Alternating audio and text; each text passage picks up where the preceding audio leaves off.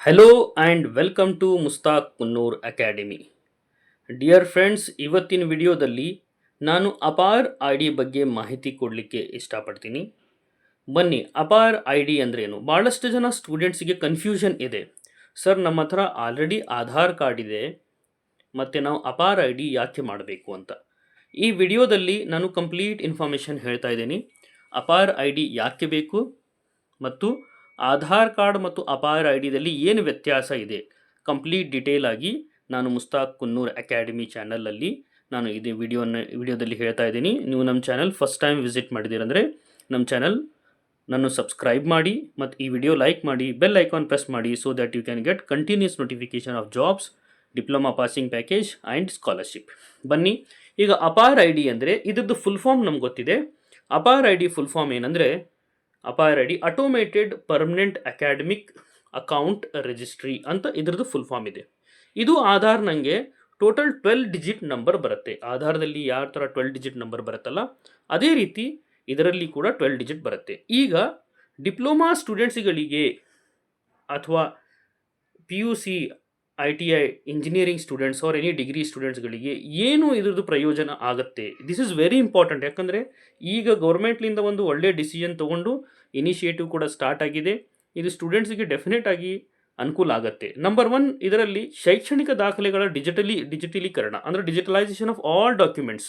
ಏನೇನು ಡಾಕ್ಯುಮೆಂಟ್ಸ್ ಅಂದರೆ ಇಲ್ಲಿ ನೋಡಿ, ನಂಬರ್ 1 ಡಾಕ್ಯುಮೆಂಟ್ಸ್ ಡಿಜಿಟಲೈಸ್ ಯಾವುದಂದರೆ ವಿದ್ಯಾರ್ಥಿಗಳ ಅಂಕಪಟ್ಟಿ, ಮಾರ್ಕ್ಸ್ ಕಾರ್ಡ್, ಆಲ್ ಸರ್ಟಿಫಿಕೇಟ್ಸ್, ಪ್ರಮಾಣಪತ್ರ, ಸಹಪಠ್ಯ ಸಾಧನೆಗಳು ಅಂದರೆ ಈ ಕರಿಕ್ಯುಲಮ್, ಎಕ್ಸ್ಟ್ರಾ ಕರಿಕ್ಯುಲರ್ ಎಲ್ಲ ಡಾಕ್ಯುಮೆಂಟ್ಸ್ ಏನಿದೆಲ್ಲ ಡಿಜಿಟಲೈಸ್ ಮಾಡಿ ಗೌರ್ಮೆಂಟ್ ನಿಮ್ಗೆ ಕೊಡುತ್ತೆ, ನಿಮ್ಮ ಅಕೌಂಟಲ್ಲಿ ಬರುತ್ತೆ.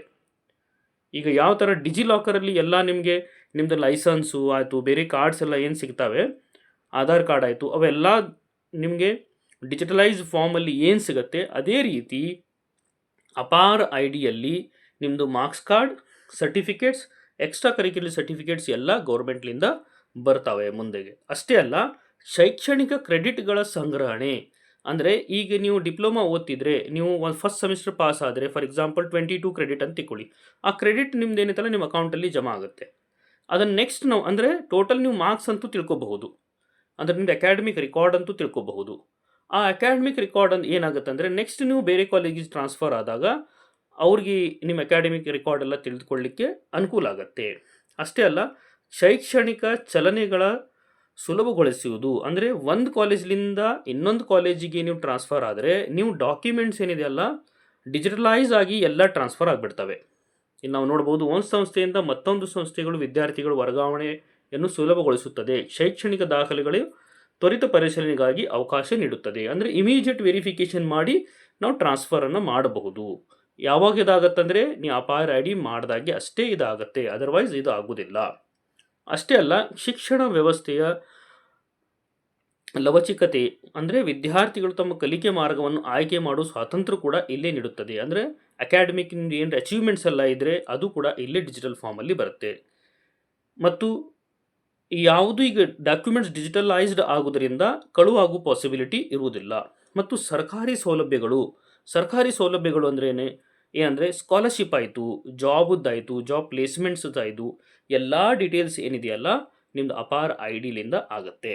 ಮತ್ತು ಕೊನೆಯದಾಗಿ ಶೈಕ್ಷಣಿಕ ಸಾಧನೆಗಳ ನಿರಂತರತೆ ಅಂದರೆ ನೀವು ನಿಮ್ಮದು ಕಂಟಿನ್ಯೂಯಸ್ ಏನು ಎಜುಕೇಷ್ನಲ್ ಅಚೀವ್ಮೆಂಟ್ಸ್ ಏನಿರ್ತಾವೆ ಅದನ್ನು ಟ್ರ್ಯಾಕ್ ಮಾಡೋಕೆ ಅನುಕೂಲ ಆಗುತ್ತೆ. ಫಾರ್ ಎಕ್ಸಾಂಪಲ್, ನೀವು SSLCಯಲ್ಲಿ ಎಷ್ಟು ಮಾರ್ಕ್ಸ್ ತೊಗೊಂಡಿರಿ, ಫಸ್ಟ್ ಇಯರಲ್ಲಿ ಎಷ್ಟು ತೊಗೊಂಡಿರಿ, ಸೆಕೆಂಡ್ ಇಯರಲ್ಲಿ, ಫೈನಲ್ ಇಯರಲ್ಲಿ, ಅದೇ ಥರ ಡಿಗ್ರಿಯಲ್ಲಿ. ಅಂದರೆ ನೀವು ಈಗ ಸ್ಕೂಲಿಂದ ಹಿಡಿದು ಫಸ್ಟ್ ಸ್ಟ್ಯಾಂಡರ್ಡ್ಲಿಂದ ಹಿಡಿದು ಗ್ರ್ಯಾಜುಯೇಷನ್, ಪೋಸ್ಟ್ ಗ್ರ್ಯಾಜುಯೇಷನ್ ಎಲ್ಲ ನಿಮ್ಮದು ರೆಕಾರ್ಡನ್ನು ಟ್ರ್ಯಾಕ್ ಮಾಡಲಿಕ್ಕೆ ಇದು ಅನುಕೂಲ ಆಗುತ್ತೆ.